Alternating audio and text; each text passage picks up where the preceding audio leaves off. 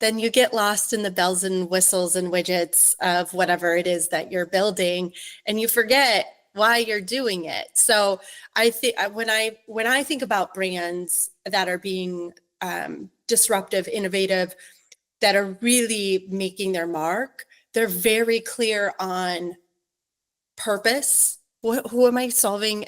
Who am I solving this for? What am I solving? What's the impact? Community. Your business's success depends on relationships, relationships with customers, relationships with employees, and relationships with stakeholders. What do they all have in common? They're all human. Because no matter if your business is B2B or B2C, it's really H to H, human to human. Welcome to the Human Connection Podcast. I'm your host, Karl Pontau. Each week, I'll bring you stories, insights, and practical advice from experts that you can apply to your growing company and daily life. This week, I'm excited to connect with Jay Kallman. Jay is the founder of Revy Marketing, a Minnesota-based agency bringing a distinctly human and data-driven approach to franchise marketing. She spent her career in the franchise supplier space, fueled by a simple belief. When sales, marketing, and operations align around real humanness, incredible things happen. Through Revy, she helps franchises, brands, and build trusted, data-driven, data-backed strategies that fuel growth, create lasting impact, and cut through the noise. From strategy to execution, Revy specializes in sales development, brand positioning, franchisee enablement, and revenue operations, adding value across the entire franchise ecosystem. At her core, Jay is passionate about leadership and marketing because, above all, people want to feel seen. That's what she does. Through strategy, storytelling, and deep human connection, Revy isn't just about revenue, it's about love, solving problems, and heart-first connection. Jay is also deeply committed to building community. She is the founder of Women Driving Revenue and She Franchisees, initiatives supporting women in the MSP area as they grow and lead incredible businesses, brands, and franchises. Congrats on equipping franchisees and entrepreneurs for success, and welcome to the Human Connection Podcast. Thanks, Karl. Man, I haven't heard my bio read back to me like that. And it's so funny to hear love and revenue in the same line. Yeah, it's something that I think for the longest time, businesses have tried to kind of separated that out in their minds. And one of the big trends for 2025, I think we both have seen, is the need for businesses to bring humanity back to their marketing and their businesses. So how can companies bring that humanity back to their marketing in order to help them grow? Gosh, there's so many ways. It's really seeing your customer. And you can do that through all sorts of ways, right? Like actually talking to your customer. You can do that through, really connecting with sales and your business development team. They are your on-the-ground forces who are having more conversations than anybody else. It's listening to calls. It is getting feedback. It's all the things where you can look back and at your customer and say, I absolutely see you, and I am here to help alleviate that pain that you're feeling. And the pain, it could be B2B, B2C, whatever it is. I often get asked like, oh, but there isn't really pain in B2B. Like there's not like that human connection. I'm like, no, that's false. I mean, a B2B, you're buying a product, a solution, whatever. You don't want to fail. There is so much human in that. You don't want to sign off on something that's going to cause your team or major disruption across the org. So it's really understanding the pain, and I see you. Yeah, I think there's this misconception, especially in the B2B space, that it's all data-driven and there's just, it's a completely logical and kind of reasonable decision-making process. And the reality is that it's not, and it's even messier than B2C, because there is that personal fear of, well, if I champion this product and it fails, my career is ruined, or my job is ruined, and what's going to happen to my family, and all these other complexities of emotion and social connection that happen at a large company. And I think there's so much that can be gained by companies, especially in the B2B space, by building stronger relationships with decision makers and stakeholders and their counterparts at client companies, and not just seeing it as, oh, this company is our client, but here's all the people that we're connecting with and interacting with as part of this deal, and connecting with them on a more human level. And that's often going to lead to the deals closing more often than not, because you're able to actually address the real potential like obstacles or sticking points that people have, even ones that are not related to the deal itself, and more about their own personal holdups, or like, you know, sometimes like egos that get in the way of some of these deals closing, that if you don't understand the humanity behind what's going on, you're going to miss. Yeah, I think it's most of the time when I am chatting with people who come to me and say, I want to grow, or things have stalled out, or you know, we're really good at pivoting, but we just haven't quite like gotten there yet. It always comes back to, well, who are you selling to? What problem are you solving? A lot of times it's like, we have this great product, and they go off and they build the product before they really dug into the pain to understand, how is this serving your customer? I think when you forget about that you're in service to others, then you get lost in the bells and whistles and widgets of whatever it is that you're building, and you forget why you're doing it. So I think when I think about brands that are being disruptive, innovative, that are really making their mark, they're very clear on purpose. Who am I solving? Who am I solving this for? What am I solving? What's the impact? Community. There's a sense of like, yes, sign me up, and I'm going to bring, I'm going to tell my friends about it. And it's all built on trust. There's high trust. It is, I know that this is going to work out for me. I feel supported in this decision. I feel supported in this product. And you wrap the three of those together, and you've got something that's really special. But I believe you've got to have those three things and have them dialed in. A lot of times when you think of community and who I'm serving, you think really why? Like, oh, I want to cast a wide net. No, I am like, focus in on specifics and really narrow your audience. Yeah, that narrowing of the audience makes it a lot easier to build the sort of connections and trust, because you can show you understand them really well instead of trying to just know a lot of people a little bit. So what's an example of a time you've worked with a client to help them bring more humanity to their marketing, and how did that work out? Yeah, I think it like I said, it always comes back to, who are you serving? And really digging into that. If it's not something you set and forget, your business evolves, marketing landscape is evolving rapidly. And so how our buyers, consumers, customers are looking at marketing and what their needs are is changing. And so to me, it's always to say, let's look back at who you're selling to. Where are they? What are they doing? How are they feeling? How does what you're offering serve their need? And really dial into those things and put yourself, really create a visual, like, what they're doing day to day. You understand them on that level. You understand their fears, their desires, what they want out of their life. How are you solving for them and for their need? And it always comes back to that, really getting clear on who you're serving and why. And so if there's a business that is, they understand, okay, we need to start doing this more, what's a good way for them to get started? What's like your process for better understanding customers on that level? What's a good like first step they could take? Yeah, there's a couple. One, it's looking at your data. Yes, I'm very much so heart first, but I'm very data driven and analytical. And I would always say, look at your sales data. and look at your marketing data. Is there alignment? What themes can you pull out? Are you actually selling to who you're marketing to? Like really be sifting through that to see where are your deals coming from?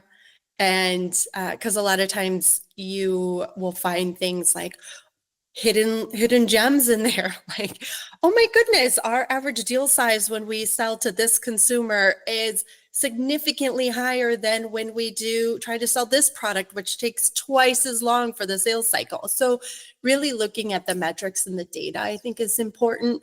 And then coming back to, again, like building out your process. You don't just market to create awareness. You look at a funnel, right? You look at, how do I bring them all the way through each stage and add value?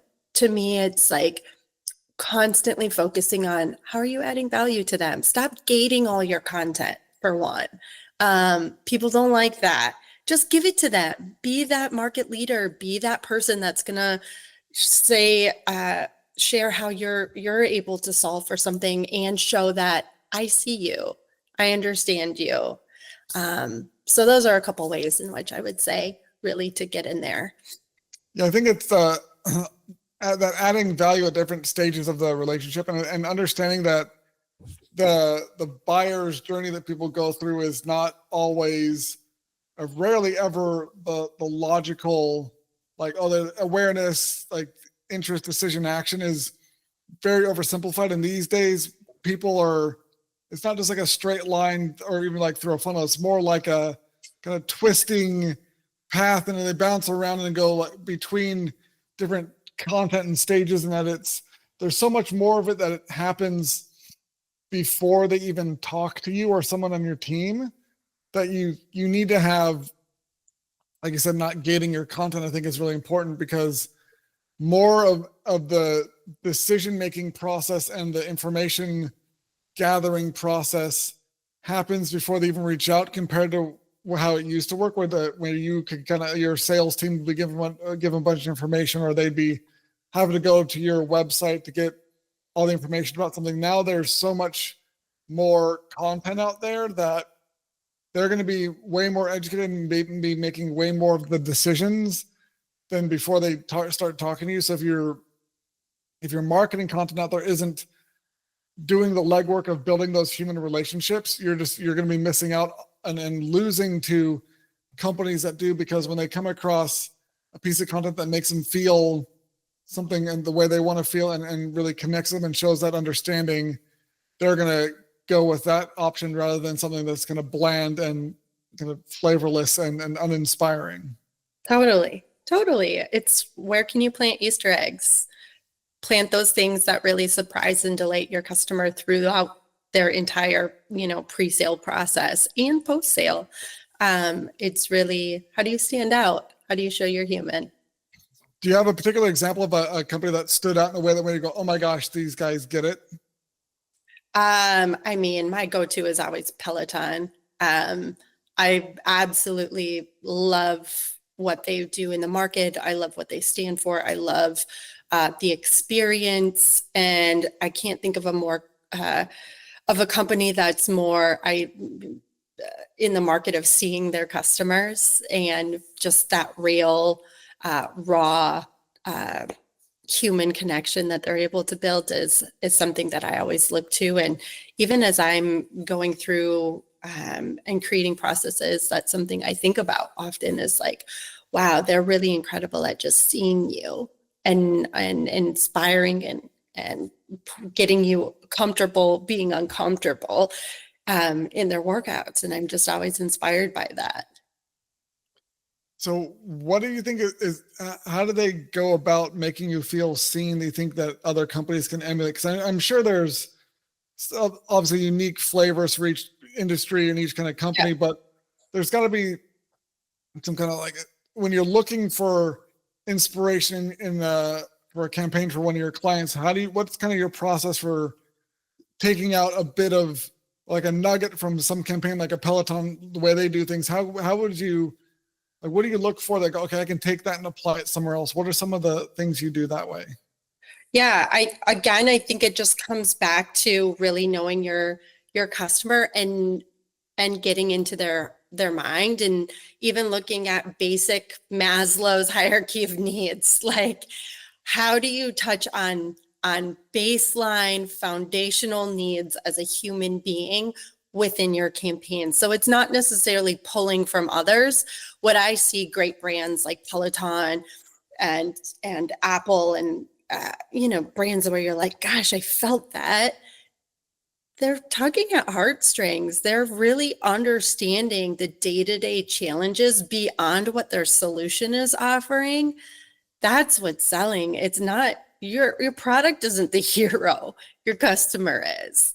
And so that's always what I'm thinking about as I'm looking at strategy, is aligning the data. I look at data as the compass, and then I look at just our basic human need. We want to belong, we want to feel safe, we want to trust, and then of course there's, shelter, all those other ones. But it's really like, man, how do you just show up as a human being throughout this? I think that's where the biggest opportunity always is. Yeah, I think there's, like you mentioned earlier, there's a lot of companies that have solutions looking for problems, and they get really ramped up by the features or like the technology, and they're not. I'm interested in seeing how many companies actually look at where on that hierarchy of needs their product, what like real problems their product addresses, and they don't really tie the impact their product has to one of those fundamental base as further down the pyramid as possible. I think a lot of them are end up being higher up on the pyramid, if anywhere on the pyramid, because they're so focused on what they're building and what they find exciting, and they're not thinking about the audience and the human needs that their product is addressing or not addressing.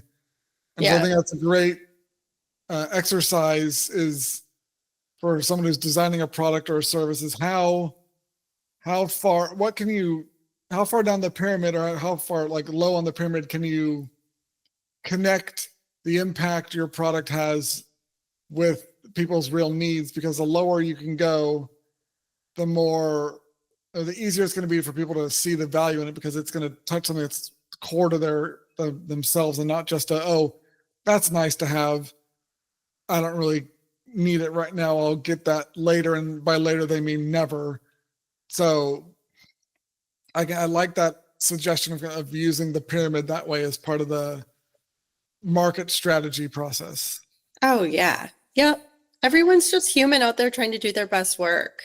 They're just trying to do it. And if you can touch on a way in which you can make their life easier, and you also know that you look at different data points, their demo data, you really can understand, oh wow, like this person probably has 3 kids and they work a 9 to 5, and you start to pull together all those things, and you're like, oh man, they got a lot going on. Like, I just want to be there to serve them and make their life easier. I just want to be there to show up when they need me, or before they need me. It's like, okay, so I know they've got this type of life going on. I'm going to serve them an email at this time, and then I'm going to look at the data to see, does that make an impact? It's really pulling together, who is this human that is within this KPI that I'm trying to help? Yeah, I think a lot of companies don't get past the KPI. They look at the information, but they don't understand the person behind it as well as they should. And even something as simple as when to send the right email. I think people, the best time to send emails is at this time. It's like, well, but if your customer they're taking their kids to school at that time, then it's not going to work for you. If you actually took the time to understand who your audience is and what their schedule's likely like, then that'll inform when the best time to send them messages or what sort of messages are going to resonate. But if you just look at just the numbers, you might miss out on that insight, and that means your marketing is going to be that much less effective. Yeah, and maybe they don't like email, maybe they like text, maybe, like maybe they prefer chat. There could be so many different things, but I just say you gotta try it. You gotta try it more than once because one time doesn't prove the concept. Just try a few different things, see what resonates with them, test it, and look at the data. The data doesn't lie, it just is, right? So it's use that as your compass. All right. Well, thank you so much for connecting with me today, Jay. If you enjoyed this episode of the Human Connection podcast, please like, leave a review, and share it. If you'd like to connect with myself or Jay, check out the links in the show notes. And remember, no matter if your business is B2B or B2C, it's really H to H, human to human. Happy connecting.